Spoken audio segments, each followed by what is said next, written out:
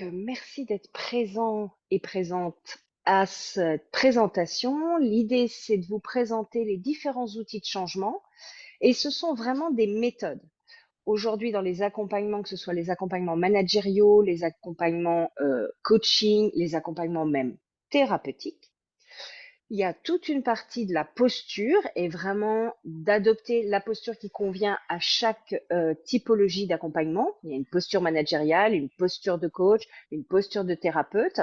Puis, il y a des outils de changement. Et c'est bien ça le propos de cet échange, c'est de regarder quels sont les outils de changement qui sont à votre disposition, d'en avoir des définitions un petit peu claires, synthétiques, et puis ensuite de regarder quels sont les apports, comment on utilise ces méthodes, et peut-être pour certaines les limites. Voilà mon propos du jour. Donc on n'a que des mots barbares en fait. Programmation neurolinguistique, PNL, Process Communication Model, PCM, CNV, communication non violente, approche systémique de Palo Alto, approche systémique des interactions de Palo Alto. En fait, tous ces termes ne nous permettent pas de savoir qu'est-ce qu'il y a dedans. Donc je vais commencer par la méthode qui est la plus présente dans ma vie, qui est la PNL, programmation neuro-linguistique. Ce que j'ai pour habitude de dire, c'est que programmation neuro-linguistique sont les trois clés d'accès pour de la transformation. Donc on est bien dans une méthode de changement qui permet d'agir soit sur nos programmations, soit sur notre neurologie, soit sur notre linguistique. Donc en fait, quand on fait de la PNL ou quand on apprend la PNL, on apprend à modifier ce qu'il y a dans notre tête, ce qu'il y a dans nos émotions et dans notre corps en termes de comportement, l'interaction entre notre mental et nos émotions, et aussi la façon dont on exprime les choses. Par exemple, un principe simple, donc dans les applications, au lieu de dire j'ai peur de perdre, on va dire j'ai envie de gagner. Au lieu de parler de problématiques, on va parler d'objectifs, y compris dans des espaces thérapeutiques.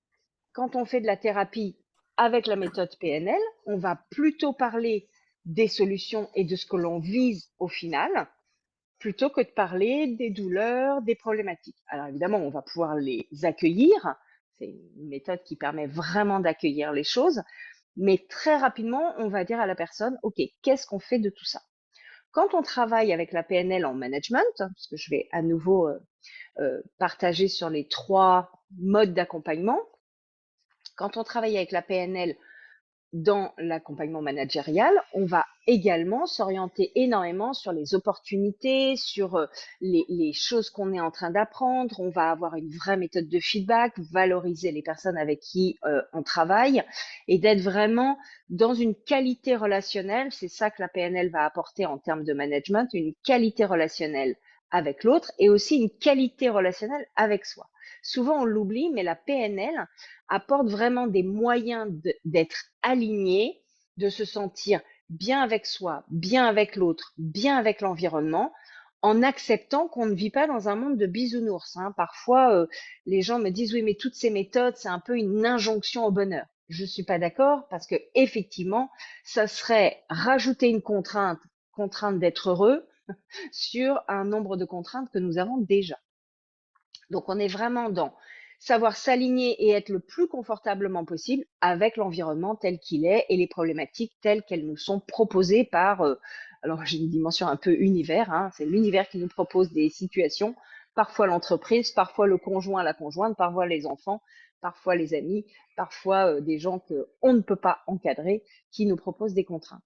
La PNL va vraiment nous permettre d'être alignés et d'être bien avec ce qui se passe extérieurement. La limite de la PNL, c'est peut-être celle que je suis en train de partager, c'est que c'est très orienté solution souvent. Et parfois, les personnes disent oui, c'est très process, c'est-à-dire, premièrement, on fait la clarification d'objectifs. Deuxièmement, on va faire un accès à la ressource. Troisièmement, on va identifier le frein et on va dire à la personne, OK, et ce frein-là, qu'est-ce que vous voulez en faire? Qu'est-ce que vous voulez à la place? Donc, en fait, c'est très orienté solution. Et il y a des gens qui ont l'impression que l'on n'écoute pas assez la douleur. Donc, on le retrouve en coaching. Ça se passe pas en management et ça se passe pas en thérapie, mais en coaching, il y a des gens qui nous disent, ben oui, mais c'est énormément centré sur la solution et moi, j'ai besoin qu'on entende que j'ai eu mal, que c'est compliqué, que c'est difficile, que l'autre il a mal fait, que l'autre il m'a embêté, que l'autre il m'a mis des bâtons dans les roues. Et c'est vrai qu'on va énormément travailler avec la PNL pour s'orienter vers la solution. Donc, du coup, on peut avoir des gens qui sont frustrés de ne pas étaler finalement leur douleur. Je peux donner un exemple. J'accompagne des couples. Alors, j'accompagne des couples pas seulement avec la PNL, mais quand je rentre dans le champ de la PNL, par exemple, je pose dans mon cadre en leur disant, nous n'allons pas parler de ce qui s'est passé. Nous n'allons pas revenir dans les reproches. Vous n'allez pas rejouer devant moi témoin les reproches que vous vous faites parfaitement tout seul dans votre coin. Donc, on va énormément orienter sur, OK, qu'est-ce que vous voulez vivre à partir de demain? Donc, c'est vraiment une méthode qui s'oriente vers la solution et qui s'oriente sur une bonne relation à soi, sur l'alignement, la motivation, récupérer ses ressources et aller vers l'objectif.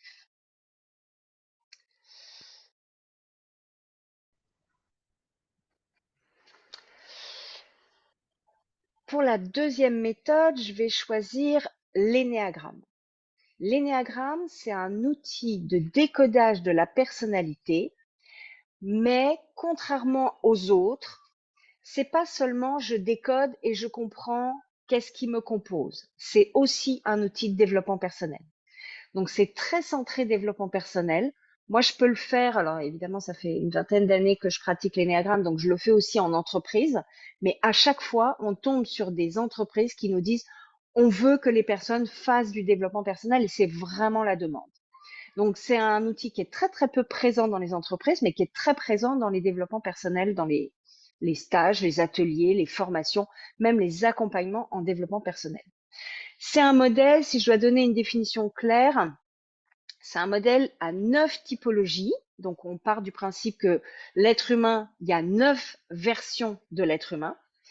Et on part du principe aussi que tout est autour de la personne. C'est-à-dire que il y a toutes les parties, toutes les facettes de la personne qui sont autour de soi. On verra avec ProcessCom, on a une autre représentation. C'est pour ça que j'insiste sur cette représentation qui est vraiment, j'ai toutes mes facettes qui sont autour de moi.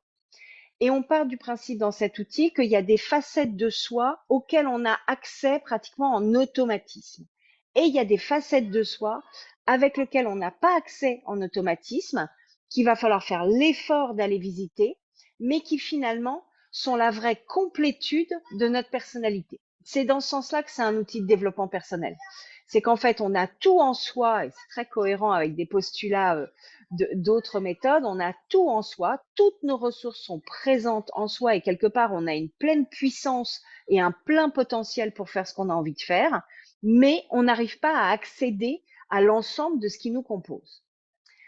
Je peux donner un exemple, par exemple, une personne qui serait énormément dans l'altruisme, qui a une facilité d'accès à cette facette-là de lui, qui aime l'aide à l'autre, qui se nourrit de l'aide à l'autre, qui est très proche des gens, qui a une qualité relationnelle extrêmement efficace, très naturelle, les autres ne l'embêtent jamais, cette personne est toujours en train d'apporter de l'eau au moulin des personnes qu'elle a sous sa responsabilité ou pas d'ailleurs, elle est toujours à l'affût de quelle est la personne qui va avoir besoin de son aide. Le revers de cette médaille-là, ce sont des personnes qui ont un peu du mal à dire non, évidemment, et qui peuvent avoir au bout d'un moment la sensation de ne pas se préserver.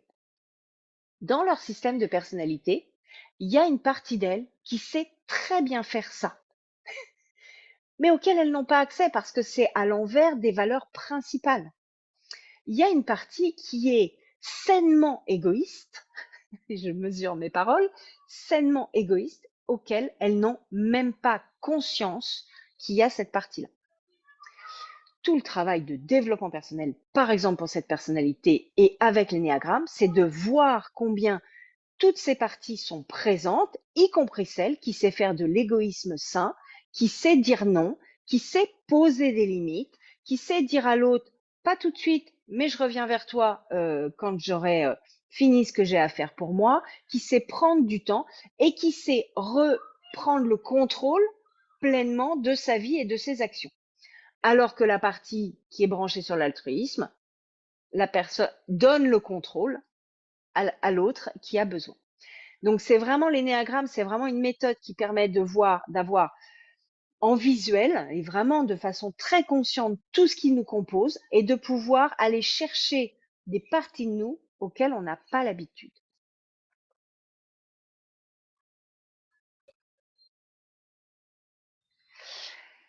Le troisième outil que je vous présente, c'est approche systémique. Et c'est le terme exact, c'est approche systémique des interactions de Palo Alto. Alors, Palo Alto étant l'endroit où tous les thérapeutes de la planète, finalement, se sont concentrés dans les années 70 avec un pôle qui s'appelait le pôle de la recherche sur le mental, Mental Research Institute, qui était à l'intérieur de l'université de Palo Alto. Et à l'intérieur de cette université, il y avait ce pôle où l'hypnose ericksonienne, l'approche systémique, les thérapies brèves, la gestalt, tout ça a émergé et chaque courant finalement a pris sa branche. Mais l'approche systémique est née à cet endroit-là, c'est pour ça qu'on dit de Palo Alto. Ce qui est intéressant, c'est approche systémique des interactions.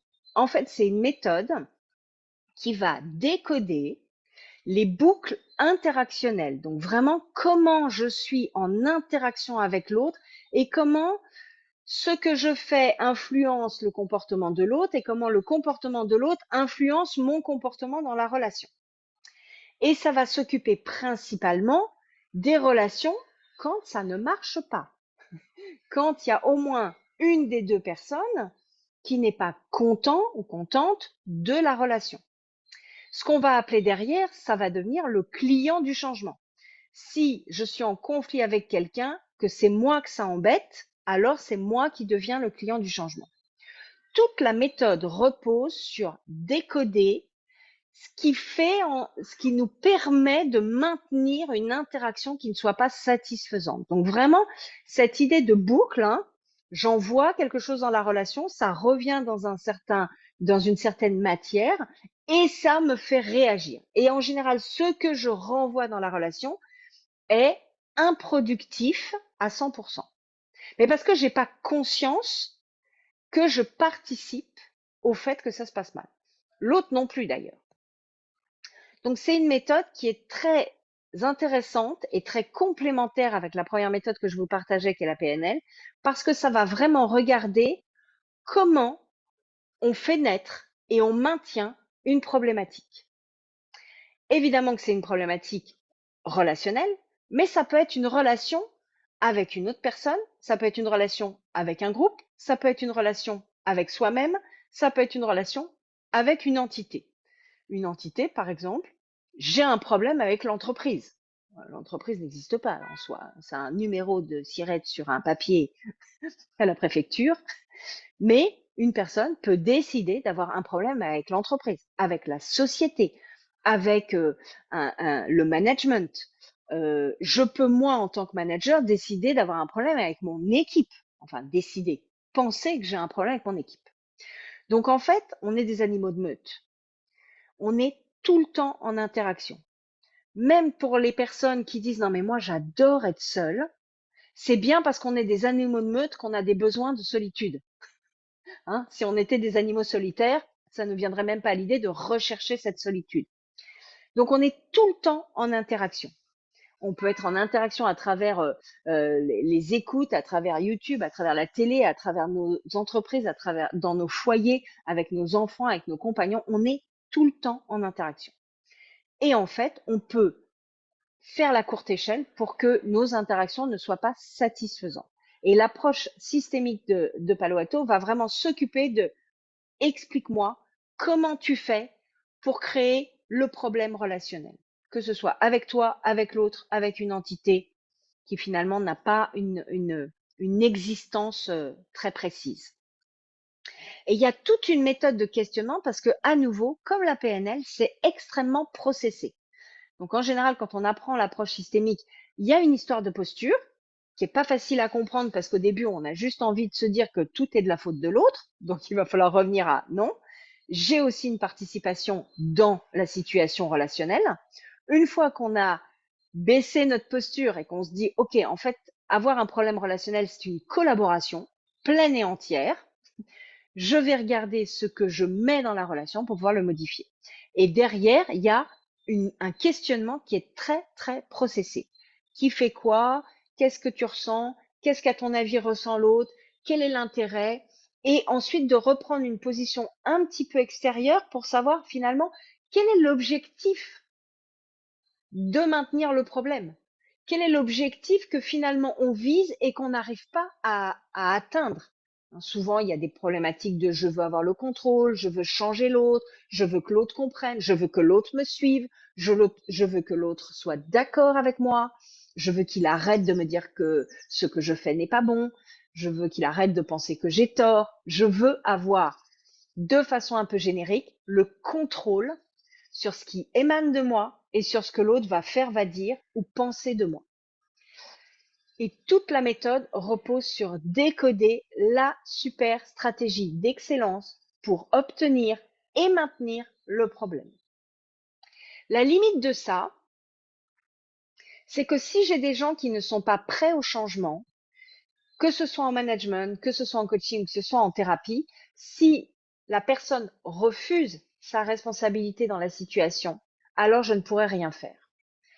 Ce qui est intéressant, c'est que du coup, je vais pouvoir passer sur la PNL. Je vais pouvoir changer de méthode si je suis formée à plusieurs méthodes. Par exemple, quelqu'un qui viendrait me voir pour une problématique de couple, qui est la problématique classique qu'on peut travailler en approche systémique, ou une problématique de conflit au boulot. La personne me dit non, non, mais moi, j'ai rien fait, moi, tout va bien, moi, j'ai tout bien fait et c'est l'autre le problème. Si je suis dans cette démarche-là, ça va servir à rien que je commence à questionner sur, OK, qu'est-ce que vous pourriez faire de différent pour résoudre de votre côté le problème? Parce que assez rapidement, la personne va dire, ah non, mais moi, tout va bien. Moi, j'ai tout bien fait. Donc, je vais passer sur quel est votre objectif? Et donc, je vais adopter un principe PNL. Quel est votre objectif? Là, la personne va me dire, je veux que la personne comprenne ce que je lui dis. OK. Comment vous pourriez faire pour être plus compréhensible? Et donc, je vais travailler avec la personne sur son objectif. Après, je vais pouvoir revenir et renaviguer avec de l'approche systémique. Mais la limite de l'approche systémique, c'est que ça ne m'emmène pas vers l'objectif. Je vais d'abord mettre en lumière la partie je maintiens et je travaille au problème en mon nom à 50% du problème. En fait, c'est une méthode qui part du principe que si la personne elle a bien compris ce qu'elle mettait dans le problème et comment elle participe au problème, elle va arrêter de le faire. La différence aussi entre l'approche systémique et la PNL, c'est que l'approche systémique, on est ce qu'on appelle interventionniste. La PNL, je vais être vraiment dans un questionnement de et qu'est-ce que vous pensez que vous pourriez faire?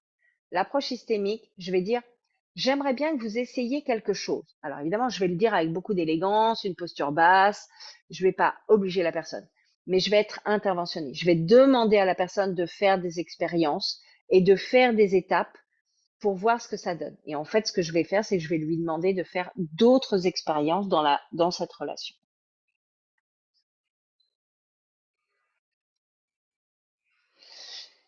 Donc, la quatrième méthode que je voulais vous partager, c'est Process Communication Model.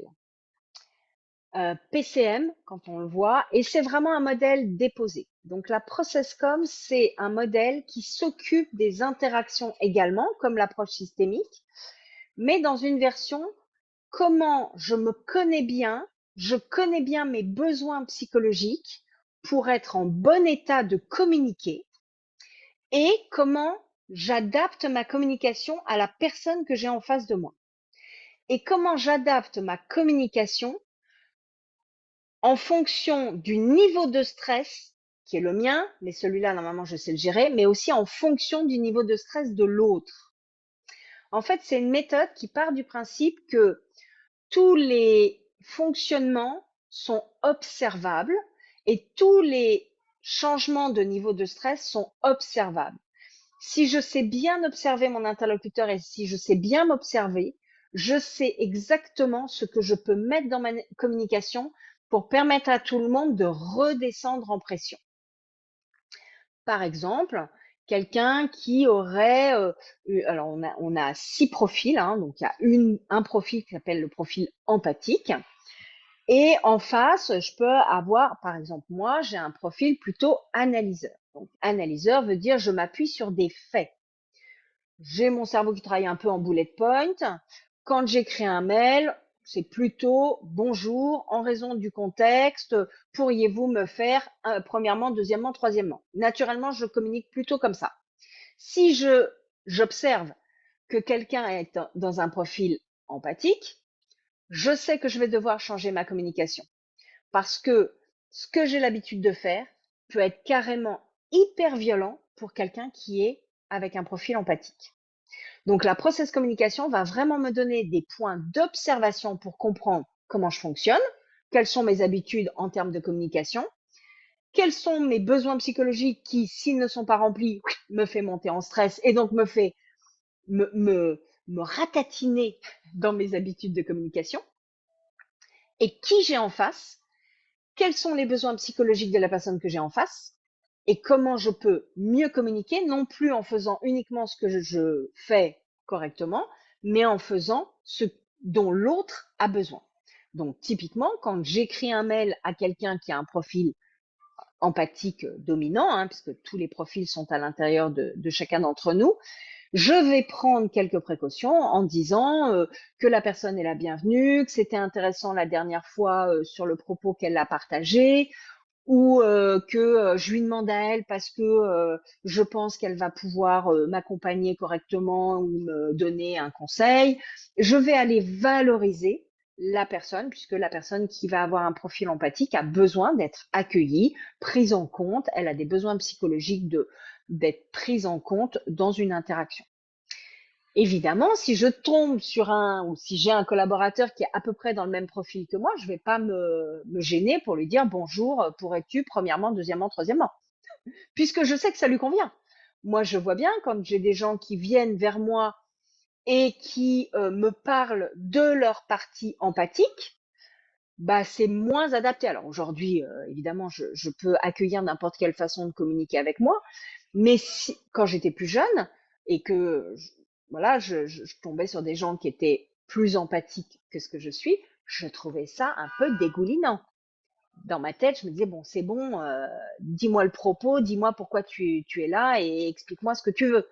Donc, ça pouvait créer des tensions.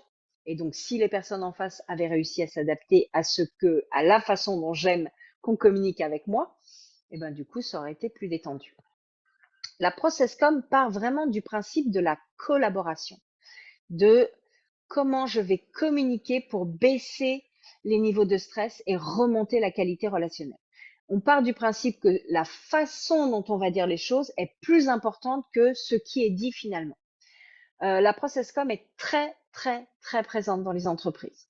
Moi, je travaille avec l'énéagramme dont je partageais tout à l'heure côté développement personnel depuis une vingtaine d'années. Et en fait, l'énéagramme étant moins présent, dans ma tête, je me suis dit, j'ai encore quelques années à travailler, facilement 10 à 15 ans. Je vais prendre un autre outil. Et qu'est-ce qui est présent dans les entreprises? Donc, il y a le modèle DISC, il y a le modèle Insight, il y a le modèle MBTI, et puis il y a le modèle ProcessCom. Et vraiment, ProcessCom, j'avais des demandes en fait. J'avais des gens qui me disaient, c'est dommage que vous faites pas ProcessCom. Donc au début, j'y suis allée avec une idée un peu commerciale en me disant, OK, on me le demande, c'est une prestation que je vais pouvoir vendre, donc ça devient intéressant que j'apprenne. Franchement, ça fait une très belle alliance avec l'énéagramme qui est très développement personnel et vraiment centré sur la personne, alors que ProcessCom, c'est centré sur l'interaction et sur répondre aux besoins psychologiques de mes collaborateurs, et c'est très, très présent dans le management. Et quand on manage avec la ProcessCom, c'est vraiment un gain de temps, un gain d'analyse, puisque tout est observable et tout est pareil. Alors évidemment, c'est une vraie méthode, donc il y a des process derrière. Quand je repère un type de profil, je sais exactement comment je dois m'adresser aux personnes. Et donc, ça va fluidifier la communication, ça va éviter les moments de stress, et donc, ça va éviter les incompréhensions, les conflits. Je peux être complètement tranquille avec quelqu'un qui d'un seul coup s'extirpe parce qu'il a un besoin de solitude, et comme je sais que c'est son besoin psychologique, je ne vais pas aller le rechercher. Je peux être complètement détendue avec quelqu'un qui va avoir un besoin que je lui apporte du réconfort parce que c'est son besoin. Je peux être détendue avec quelqu'un qui fait de la blagounette vachement régulièrement. Bah oui, c'est son besoin psychologique. Pardon pour le bruit extérieur. c'est son besoin psychologique. Donc, du coup, je ne vais pas essayer de l'en empêcher. Et je ne vais pas non plus partir de principe que c'est quelqu'un qui ne travaille pas sérieusement. C'est sa façon de travailler. Et dans la process com, ce que je trouve intéressant, il y a aussi toutes les façons de manager. Et par rapport au profil de mes collaborateurs, qu'est-ce qu'ils attendent de moi si je suis le manager comme façon de manager? Certains veulent du collaboratif, d'autres veulent du laisser-faire, un troisième veut du directif. Donc vraiment, je vais pouvoir, quand je suis, alors principalement quand je suis manager, mais ça marche dans tous les contextes, mais quand je suis manager, je vais vraiment pouvoir adapter mon type de management et ma communication en binôme de façon extrêmement précise. Peut-être que la limite de ce modèle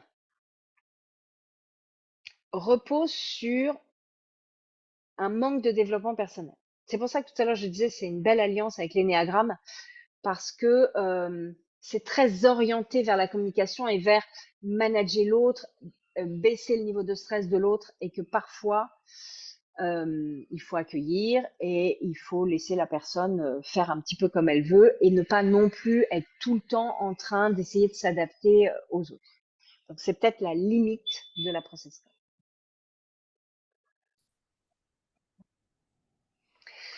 Donc le modèle DISC, moi je trouve, donc c'est à nouveau un modèle de décodage de personnalité et de compréhension des fonctionnements et des aspirations des êtres humains. C'est un modèle que je trouve extrêmement simple et efficace. Il y a 4 typologies: rouge, bleu, jaune, vert. Et évidemment, il y a un inventaire de personnalité avec tout un questionnement, mais qui est beaucoup plus rapide que celui de ProcessCom.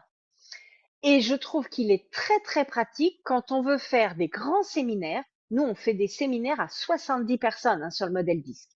Et en plus, une fois que tout le monde a son profil, il y a vraiment, et donc on a les 4 couleurs en nous, mais il y a des dominances, il y a vraiment des gens qui sont jaune et bleu, il y a des gens qui sont rouges et verts, il y a des gens qui sont jaunes et verts, enfin voilà, il y a des dominances et ça permet de très très bien s'entendre à l'intérieur d'une équipe. Donc, vous entendez bien, moi j'adore les méthodes, j'adore les process, j'adore les techniques, donc j'ai fait les trois. Je suis Enneagram, ProcessCom et DISC et je trouve que le DISC travaille vraiment sur la collaboration à l'intérieur d'une équipe. J'opterais même pour retirer le manager de l'équipe et rendre complètement autonome et collaborative son équipe. Quand on ressort d'un séminaire modèle DISC, en plus, tous les gens qui ont fait les droits, qui détiennent les droits, pardon, du modèle DISC, ont fait des jeux, il y a des serious games, il y a des walk up, il y a des exercices pour vraiment euh, reconnaître, savoir qu'est-ce que ça fait. On a des mises en situation, on a des jeux de rôle. Enfin, vraiment un séminaire DISC, il n'y a pas de prise de tête. Alors qu'un séminaire ProcessCom, déjà, c'est un peu plus costaud, c'est un peu plus voilà, dense. Le séminaire DISC, voilà, ça met du lien, ça fait que l'équipe s'entend, ça accepte les différences, ça les combine. Vraiment, je trouve que c'est un modèle pour organiser des séminaires. Donc, nous, on fait entre 50 et 70 personnes, mais je l'ai déjà fait sur une équipe de 12 personnes. C'est tout aussi drôle, c'est tout aussi léger et c'est très rapide de l'intégrer dans sa façon de communiquer dans l'équipe. Là, on l'a fait sur une équipe de 12 personnes. J'ai une des personnes en coaching individuel après. Et alors, en une journée, elle sait qui est un peu plus rouge, qui est ce qui est un peu plus vert. Elle connaît son fonctionnement, elle sait comment elle doit s'adapter. Donc vraiment, c'est un modèle qui est hyper simplifié, mais au bon sens du terme. C'est pas simpliste, hein. C'est simplifié au bon sens du terme. La CNV, je trouve que c'est une méthode qui va vraiment bien être utile quand il y a des conflits. Et ça travaille à l'élégance de ce qu'on partage à l'intérieur des conflits. À nouveau, je reprends la question de tout à l'heure sur faut quand même que les gens soient volontaires. Si j'ai décidé de mal parler à la personne avec qui je suis en conflit, toute CNV ne sera pas très intéressante. Mais c'est vraiment une méthode qui nous permet de nous dire, OK, je peux être en conflit avec quelqu'un, mais la façon dont je vais exprimer ce qui se passe pour moi à l'intérieur du conflit. Donc il y a vraiment, je dis ce qui se passe, je dis mes besoins, je dis ce que j'aimerais. Il y a tout un processus, hein, à nouveau, toutes ces méthodes, et c'est ça qui, moi, me fascine, c'est qu'à chaque fois, c'est très processé et je sais exactement quelles questions poser, qu'est-ce que je peux dire, comment je peux le dire. Et donc, sur toutes ces méthodes, c'est ça le point commun, c'est que c'est très mode d'emploi. Évidemment, derrière, il va falloir que j'ai une définition de la posture. Est-ce que je suis une posture de parent? Est-ce que je suis une posture de manager? Est-ce que je suis une posture de coach? Est-ce que je suis une posture de thérapeute? Et donc, ça va un peu diriger toutes ces méthodes. Mais le point commun, c'est que ce sont des méthodes qui ont des process. Et donc, DISC et CNV, pour finir, ne font pas exception à la règle.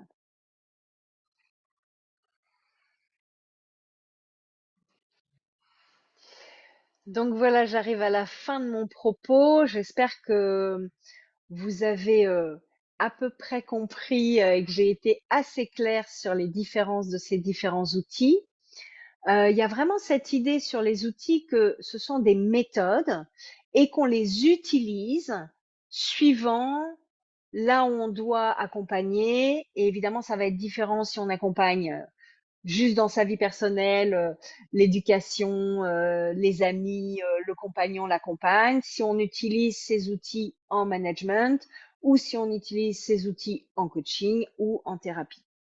Ce qui est sûr, c'est que ces outils sont d'une efficacité absolument fascinante et je ne saurais m'en passer pour accompagner les gens dans mon métier de coach, évidemment, que ce soit auprès des particuliers, des professionnels ou des couples.